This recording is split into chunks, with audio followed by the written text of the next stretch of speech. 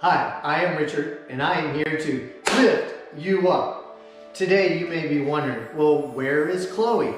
Chloe is on the other end of this camera today, because today I want to share a story with you about overcoming abuse and how if you faced any type of abuse in your life, be it physical, emotional, that you can get through it. And the way I want to talk to you about it is I want to share a story with you.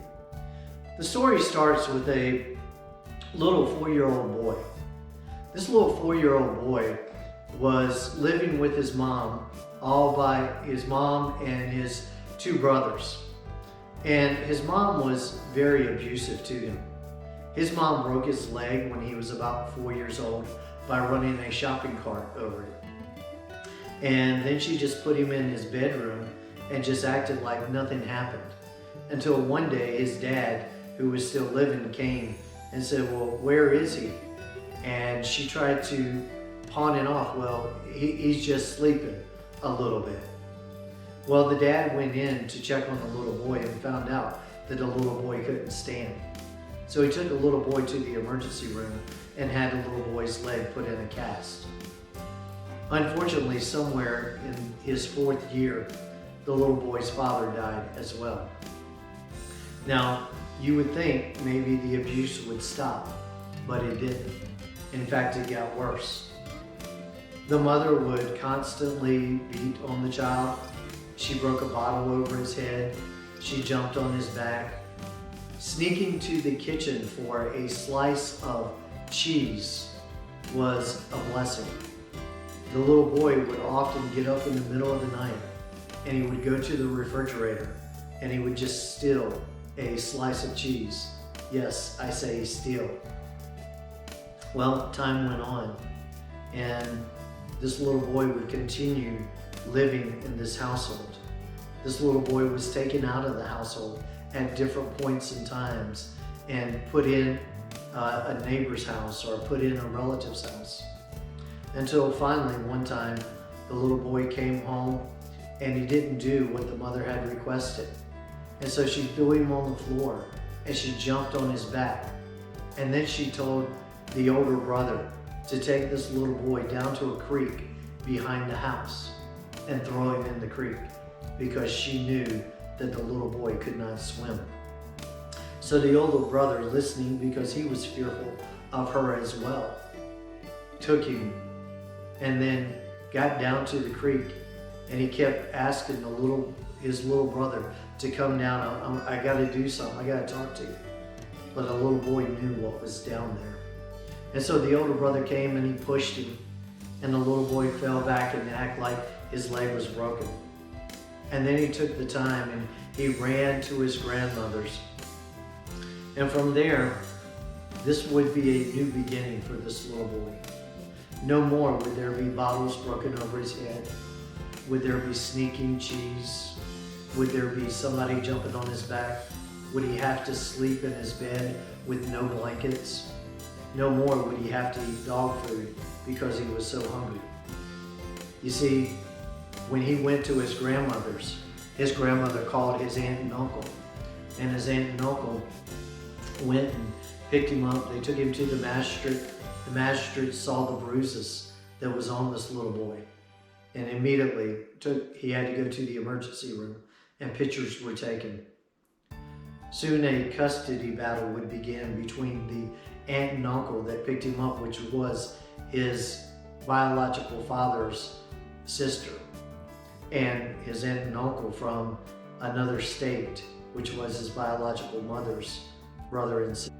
Well, one day they were sitting in court and a little boy at 8 years old would ask his uncle that he was staying with, he would say, Uncle Bill, if you and Aunt Alice win me today, what do I call you? And Uncle Bill told him, said, you know what? Mom and Dad's not always who brings you into this world. It's who raises you to be an adult. It's who raises you up to be responsible. That day, that little boy got a new mom and dad. And he ran down to a next door neighbor, tells the story that she'll never forget him running down to the house and saying, "I got a new mom and dad, I got a new mom and dad." But you know, for years, the little boy would still question, why did he have to go through someone that was supposed to love him, abuse him? Why did he have to go through that? He would often hold a grudge. His self-esteem was low.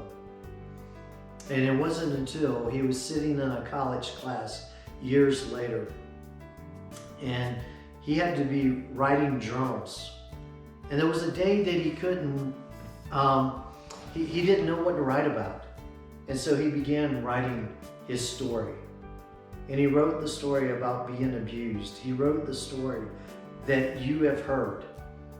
And it was that day that it began to click for him that, you know what?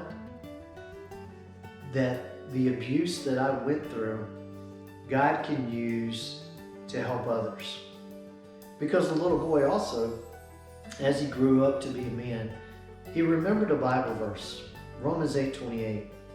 And it says, "And we know that all things work together for the good, to those who love the Lord, to those who are called according to his purpose."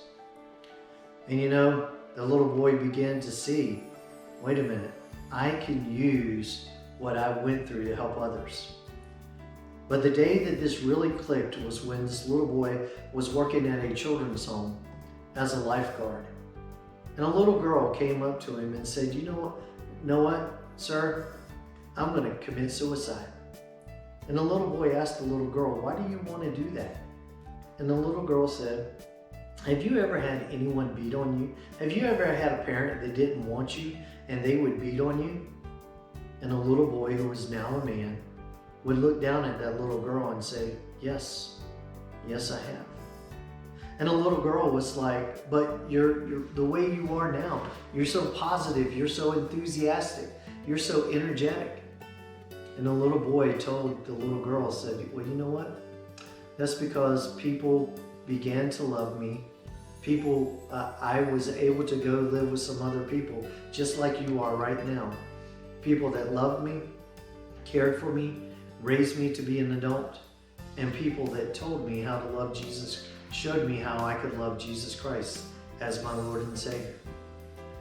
That day it became perfectly clear to that little boy, who was now a man, that the troubles that he had been through, the abuse that he had been through, would now be a driving force for him to try to help save families, try to prevent abuse from happening.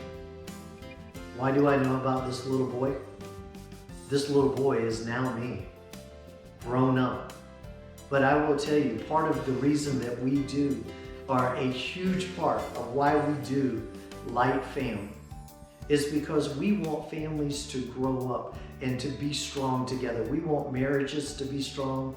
We want parents to be strong. We never want to hear about a parent that is abusing their child. And we're going to do everything we can to try to prevent that. So that's why we do Light Fam. That's why we do what we do. That's why I do what I do now. I have the awesome opportunity of being a chaplain and doing counseling. I love counseling with marriages and families, and building up and encouraging others. So I'm here to tell you today, if you listen to this story and you've been through abuse, number one, we're here to help you. Please email, please PM us, please send us a comment, email us, because we'd love to listen to your story. But number two, know that you can overcome your abuse. There are lots of people around the world that want to help you overcome the abuse.